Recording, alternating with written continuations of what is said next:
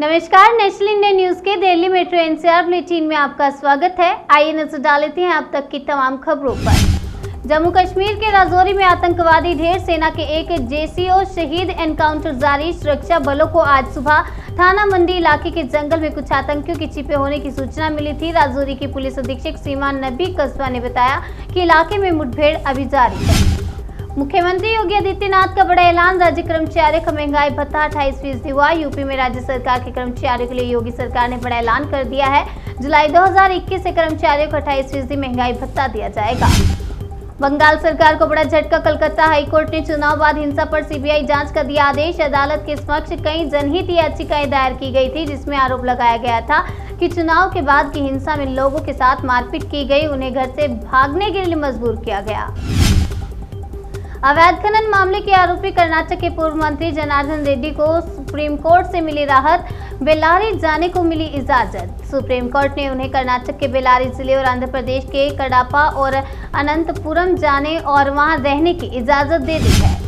तालिबान पर यूपी के सीएम योगी आदित्यनाथ की पहली प्रतिक्रिया। जानिए समर्थन करने वाले भारतीयों को कैसे फटकारा। मुख्यमंत्री योगी आदित्यनाथ ने कहा कि कुछ लोग बेशर्मी से तालिबान का समर्थन कर रहे हैं और फिर वे महिला कल्याण की बात करते हैं। इन लोगों को बेनकाब किया जाना चाहिए।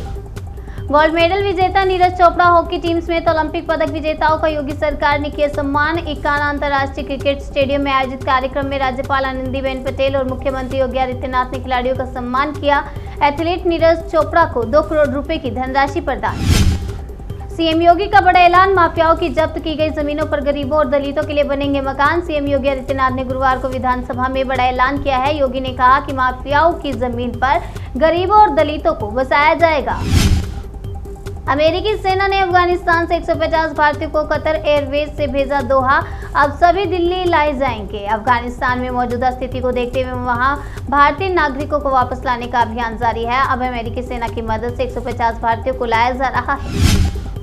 डॉक्टर मनमोहन सिंह की जगह पर एनके सिंह बनेंगे आईईजी के अध्यक्ष। पूर्व प्रधानमंत्री ने ही सौंपी जिम्मेदारी। बता दें कि मनमोहन सिंह ने स्वास्थ्य कारणों का हवाला देते हुए पद से हटने की इच्छा व्यक्त की थी। उन्होंने कहा था, मेरी बढ़ती उम्र और खराब स्वास्थ्य के कारण मुझे कई सक्रिय कर्तव्यों से हटना पड़ रहा है। अफगानिस्तान में जारी संकट के बीच देश की सुरक्षा को लेकर चिंतित दिखे रक्षा मंत्री राजनाथ सिंह। कहा, भारत के लिए बढ़ गई चुनौतियां। रक्षा मंत्री ने इस सेक्टर में निजी क्षेत्र को भी निवेश के लिए आमंत्रित करते हुए कहा, जब जब टेक्नोलॉजी की बात होती है मेरे मन में अमेरिका, जापान, दक्षिण कोरिया जैसे उन्नत देश आते हैं। केरल की मां ने लगाई सरकार से गुहार। का अफगानिस्तान की जेल में सजा काट रही बेटी और पोती को बुलाया जाए देश वापस। निमिषा की मां ने सरकार से गुहार लगाते हुए कहा कि अगर निमिषा ने मेरे देश के साथ कुछ गलत किया है तो उसे यहीं के कानून के हिसाब से सजा दी जाए। मुंबई पुलिस की सलाह का पेंशन लेने वाले व्यक्ति अपनी निजी जानकारी साझा न करें। मुंबई पुलिस ने पेंशनधारियों के साथ बढ़ते फ्रॉड के मामले को देखते हुए कहा कि पेंशन लेने वाले व्यक्ति अपनी निजी जानकारी किसी के साथ भी साझा न करें।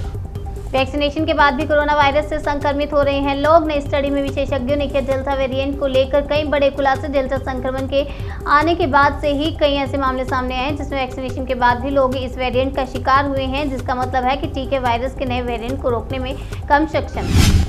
प्राइवेट ट्रेनों की योजना अटकी। रेल मंत्रालय ने लिया बड़ा फैसला। 30,000 करोड़ के टेंडर को किया होल्ड। रेलवे के इस टेंडर में केवल 2 ही कंपनियों ने दिलचस्पी दिखाई है, मेधा इंजीनियरिंग और IRCTC। यानी रेलवे के इस महत्वाकांक्षी प्रोजेक्ट को काफी ठंडा रिस्पॉन्स मिला।